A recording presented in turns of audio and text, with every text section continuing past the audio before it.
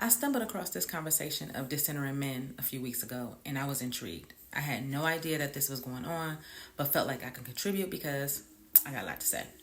I just got back from the gym, so I'm just kind of like trying to calm down.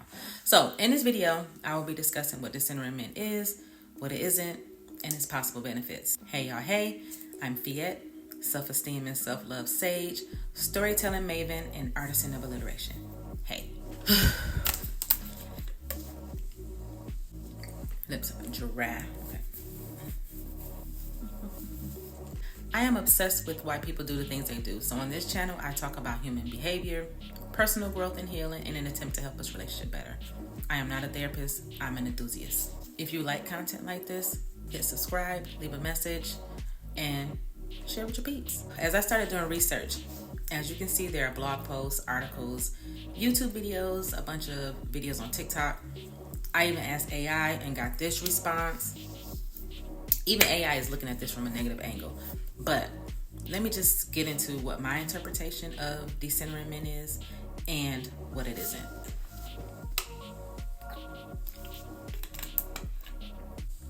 No. As this relates to men, this just means displacing, not removing men from the center of our lives, not making them the main focus. And honestly, you can decenter whatever it is in your life that is keeping you distracted, keeping you from getting to where you want or need to be. It just so happens that my hugest distraction has been men. Decentering things, right? So what that means is, what has been so centered in your life that stops you from focusing on you, that gets in the way rather of you doing what you know you need to do, which stops you from being in the center.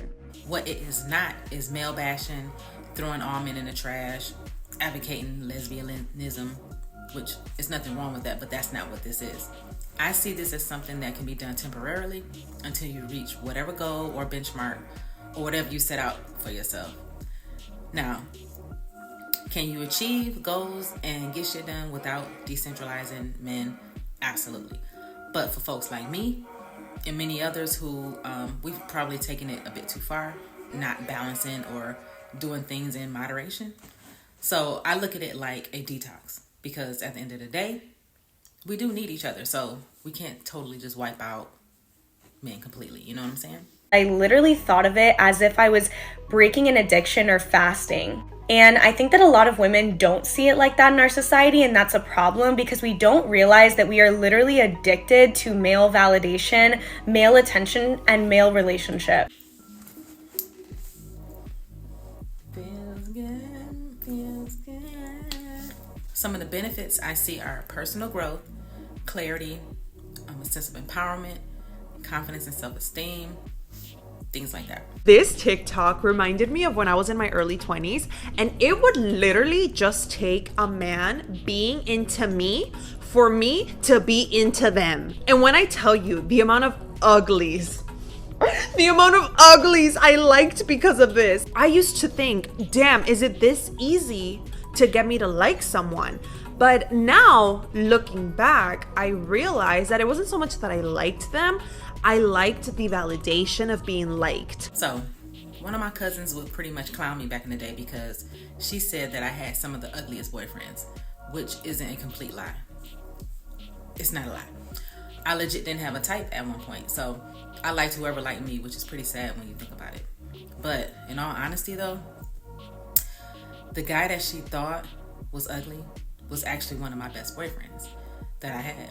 I was 16 and I didn't really know any better, but the boyfriend that I had before him cheated on me all the time. So I decided to cheat back. And but the boyfriend that I was, that used to cheat on me all the time, he didn't like that. So he would threaten and fight any guy that I would cheat on him with. So needless to say, the guy who actually was the best boyfriend I had ended up breaking up with me because my ex constantly tormented and tortured everybody. So another benefit I see is not needing validation. So I've been journaling since 1989. I have all of my journals dating back from 1995 to the present.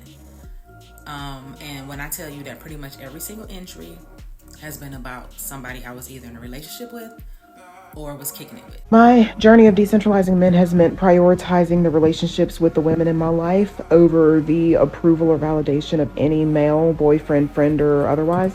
And my journey of decentralizing men has looked like journaling less about my relationships and the problems in them and more about just my thoughts and opinions and perspectives. My entire life has been focused on men. I was always entertaining somebody. I was a teen mom. I was in and out of relationships, seeking affection and attention in all the wrong places. Ever since I hit puberty, there was never a period where I wasn't engaging with or entertaining some type of relationship with a man. Whether that was something that was me just entertaining something stupid or me actually being in a relationship, there was never a period where I was actively not talking to any man at all.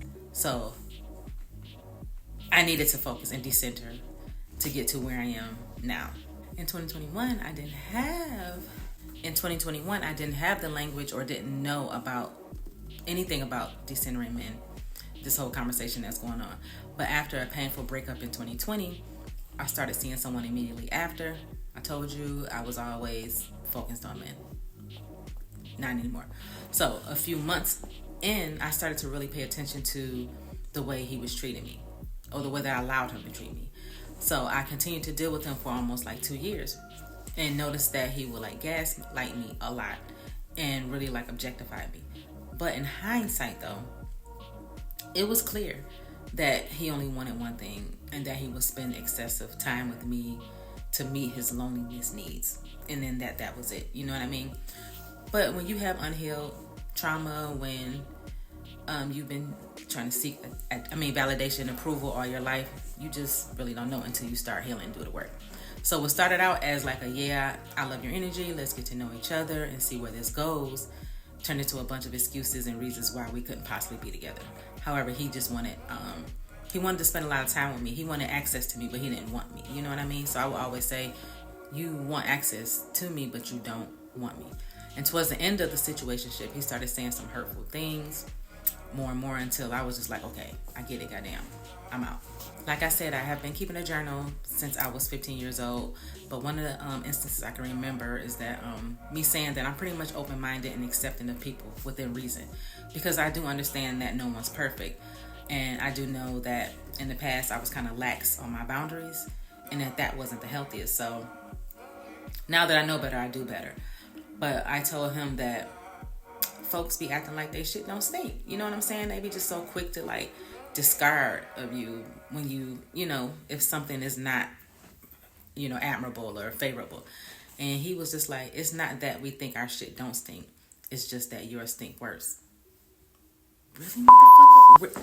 Ouch. Really, mother. Some of the reasons I notice why women are choosing to decenter men is because they're not wanting to heal or get help, because of emotional labor. Emotional labor.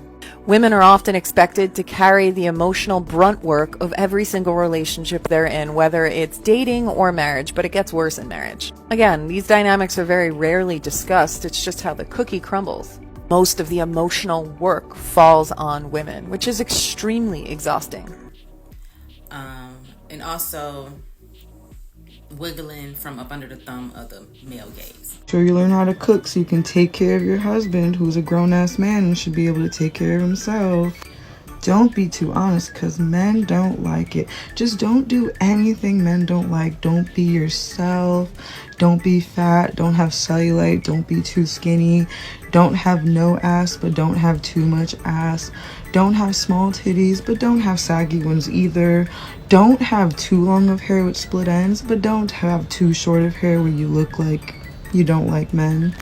And we're also noticing that a lot of the relationships are transactional in nature, which in essence just means that relationships that are connections or associations between people that are based on some sort of exchange or benefit, they tend to be more superficial in nature and focused on a specific purpose, like getting money or sex or both. So then I came across a video by Thais Gibson from the Personal Development School. I highly recommend her. But it does no good to let on the individual level, our past continuously dictate our future if that past was negative or harmful. Instead, it does a lot of good to figure out what hurt us and to recognize that if we are ever in a position we are trying to demonize or write off another entire group of people, it is actually more about the present relationship to our hurt that we're still carrying than it is about the group of people themselves. She's who I listened to, or all the courses I took back in 2021 through 2023 to get help. Also, if you're into shadow work, I recommend reading Debbie Ford's books, The Secret of the Shadow, Dark Side of the Light Chasers, and Why Good People Do Bad Things. So, in closing, while I do think it's beautiful to see that women are becoming more aware and prioritizing themselves, I do want us to be clear that healing and personal growth is the real freedom. Not disposing of men completely or permanently. Have to take accountability not in the people we attract, but in the people we choose to entertain. Because not all men need to be thrown in the trash. How to the ever. But for those who do, once you reach a certain level of healing, it won't even matter to you. Why? Because you won't be pressed. They won't even faze you. They're not even on your radar anymore because you've healed and improved your life so much. You know? So that's the real goal. That's where you want to get to. Not, being angry or bitter and all this finger pointing and blaming. No, it's with being at peace with knowing that you've done the work on you and built your self-esteem up, built everything. So you'll know, who to entertain in the future. So what do you think about this whole Decentering Men conversation? Where do you stand? That's all I got. Until next time, heal that issue. Bye.